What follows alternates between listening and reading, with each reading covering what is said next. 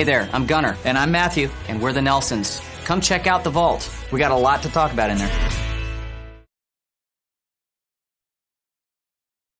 What really did help, would help push it over the cliff was an A&E biography that actually became the highest rated A&E biography in history. That helped about 4 years ago. Finally got everybody to agree. Since then, it's really been a process of paring down these incredible songs into a form that is not only enjoyable from a listener's standpoint for listening to all the hits and all that stuff, which is there, but really important because you can really document just by listening this amazing artist's career from being a teen idol that had songs written for him. He had great song sense. He had the insight to actually do his music on television. He was the first artist to do that. Had the first conceptual rock video ever with his video for Traveling Man. There were a lot of milestones with that career, but when the Beatles invaded America in 1964, so rolled around, he had to totally reevaluate his life and his career and actually learn how to write songs. And that was what happened from that point on. Our father was alive when the Rock and Roll Hall of Fame was actually founded, and he was very much aware of the fact that he was not inducted the first year. He was actually inducted the second. That really cut. And that was kind of a, somewhat of a metaphor for his career up until now, which is really nice. For us, we kind of carry the family torch as far as the music is concerned and this side of the entertainment field. Our sister's a very talented actress. Our little brother's a musician as well. So I don't know what the future holds for the family in general, but I will say that that it really always has been about really doing the best you can and being the best people you can, inspiring and entertaining people. That's what it's always been about. Basically, what we had was some great examples. And what was really kind of cool, too, is that every generation of Nelson, they've been super achievers for the most part, but they've always done things that are obviously appropriate for their generation, unique achievements and stuff. Our grandfather Ozzy had a #1 called And Then Some with his big band. Our dad was doing rockabilly, and he had 2 #1s and stuff, and we had our first #1 with, a heavy-duty, hard-edged melodic rock band that we had. And, who knows what happens, but I think what's really cool is, when you call up Grandma Harriet from the road and say, we're playing at the Beacon Theater in Atlanta. She goes, oh, is George still the stage manager? And they played there.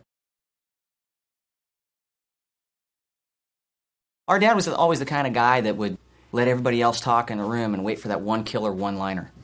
And he was actually a master of economy. And that's basically the way he was as a father, as far as encouraging us to make music.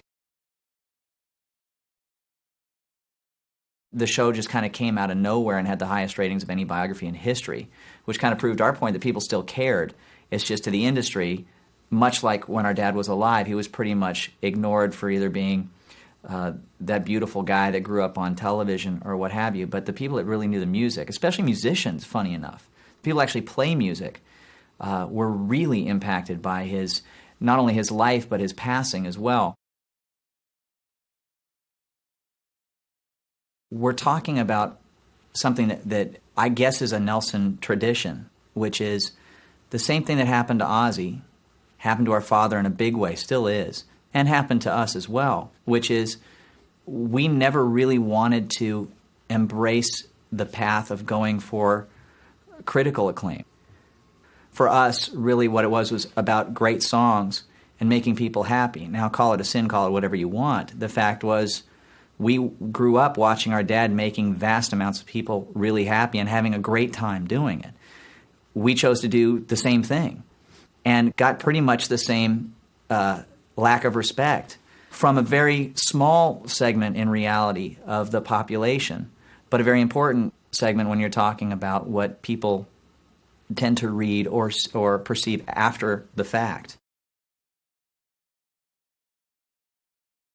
We never felt like we were owed anything. We always felt like we had something that we needed to do as well. Because when you can't only think, it wasn't just for us, the Nelson family. We also, our mother is a Harmon. Tom Harmon won the Heisman Trophy in 1940. And our Uncle Mark's a famous actor. And his mom was a famous actress. And to us, it's just kind of like, we had a family of superhumans. And so we just basically decided to lock ourselves in a hayloft and learn how to play music, and that's really what we wanted to do.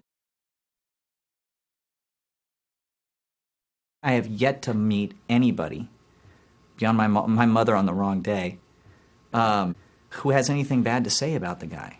And no matter how tired he was, how beat up he was, how long he traveled, everybody walked away feeling really good. He was a genuinely good guy.